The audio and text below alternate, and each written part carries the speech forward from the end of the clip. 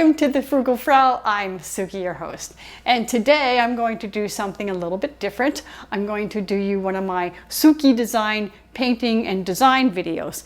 And what I'm featuring in this video is this cabinet, which is still not finished. Neither is the room I'm standing in. However, I want to show you how I created this design and then how I painted it on that. And I'm going to show you the painting in a time lapse, but the rest will be normal time. And this is a cabinet that's tall, the entire length of the room from floor to ceiling. And there's two pretty much equal sized panels on it. And so I painted the top and the bottom. This is the bottom. And then this is the top. And I'll just show you how I did one of them since they're identical. So please comment, like, and subscribe. And if you have any suggestions for further videos of this nature, please let me know in the comments. Thank you so much for watching. First, I want to talk about my design process. As you can see, I've painted the motif down here already, and there's an identical panel above me, and that's what I'm going to paint with this exact same motif, which I have drawn here. And yeah, I just draw them freehand with pencil, and then I just ink them in, and then I used sewing carbon to transfer the design so that I can paint it.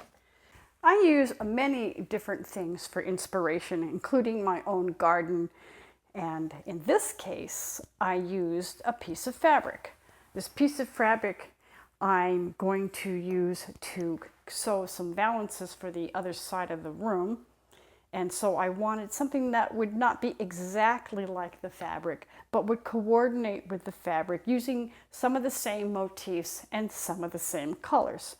So I chose to use a red flower. I liked the blue with the red, so I'm going to do a blue flower. And I like the acorn motif, and I'm using that motif throughout this renovation project in my own home. And I liked these little plant, I don't know what it is, some kind of seed potty thing. And I liked these little, what looked to be crab apples. So I used all of that. Now, the space that I'm working with is not nearly as large or as wide as this, so I had to accommodate a design just using these elements to the space that I'm working with. This is a space that I need to transfer my design to. And you can see it's quite narrow. And I've already pre-measured the space and found the center.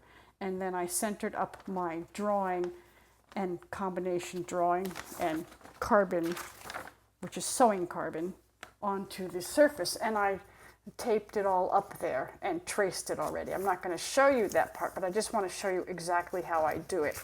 And I had made a mark up here for the top of the transfer paper because I had already pre-taped this design to the transfer paper and then measured that distance from the center where it was so that I could line it up. And I eyeballed the center side to side, which was pretty easy to do because I had also traced border lines that I'm going to paint at the end. And so it was pretty easy to eyeball that and then eyeball it level. And so it's probably not perfectly lined up with the bottom, but it is close enough, and unless you were to measure it, you would never know that it was not perfect. And it's probably perfect within about 1/8 of an inch because the eyeball is amazingly accurate. But there's what it looks like. And I always use a contrasting color. So this is a dark surface. So I used a nice bright yellow to trace the lines. I start off by just blocking in the main colors, not really paying too much attention to the shading or any other details. I am using liquid acrylics in this case.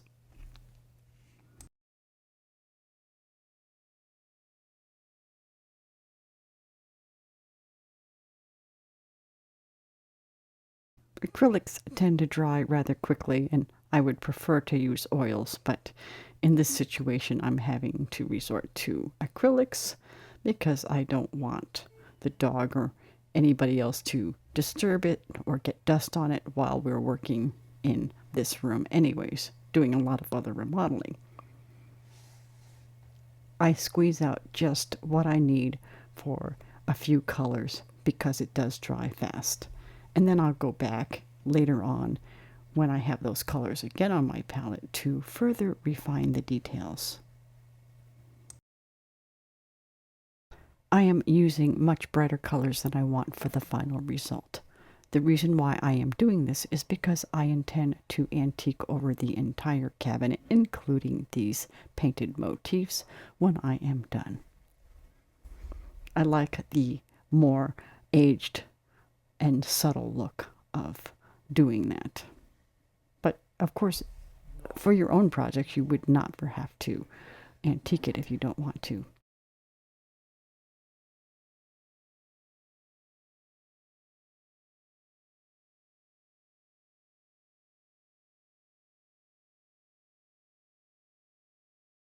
I had a little bit of difficulty doing the filaments on the seed pods, and I wiped off what I didn't, and I also was able to take the original paint color and then paint around them a little bit to touch it up.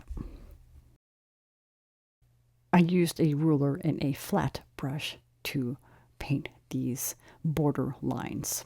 When the border was dry, I went back and painted my little acorns in each of the four corners of the panel. And then I went back and started working on highlights and shading on the rest, since I had the colors of some of the elements from the acorns.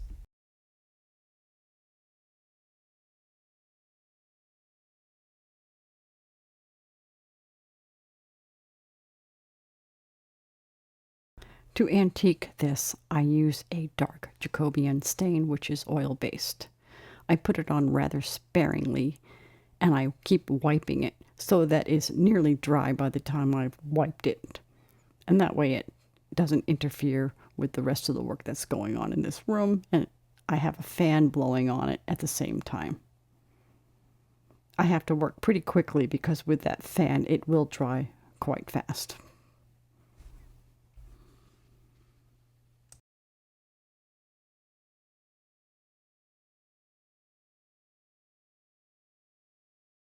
This side of the cabinet is now done. The top looks identical to the bottom. The bottom was a little bit easier to film and photograph.